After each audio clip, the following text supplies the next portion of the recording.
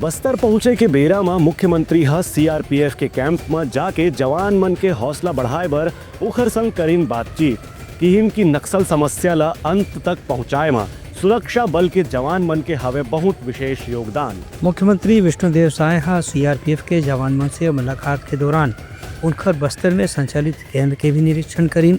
अपन बस्तर प्रवास के दौरान जवान मन की हौसला बढ़ाए बर मुख्यमंत्री अचानक उनकर कैंप में पहुंच के जवान मन से चर्चा भी करीन। संगे संग जवान मन के आग्रह पर सीआरपीएफ कैंप में मुख्यमंत्री रात के विश्राम भी करीन। सेंडवा के कैंप में सीआरपीएफ के जवान मन से चर्चा करत मुख्यमंत्री कही कि नक्सल समस्या के समाधान में अब केवल कुछ समय शेष रह गए हैं। मुख्यमंत्री के कहने से कि केंद्र सरकार भी नक्सल समस्या ला अगले साल मई जून तक के समाप्त करे बर संकल्प ले चुके हैं। इनमें केंद्र और राज्य सरकार एक साथ मिलकर के संयुक्त ऑपरेशन चलावत है, जेकर कारण अभी तक के 200 से ज़्यादा नक्सली मन या तो समर्पण कर चुके हैं या उमन के काम खत्म हो चुके हैं।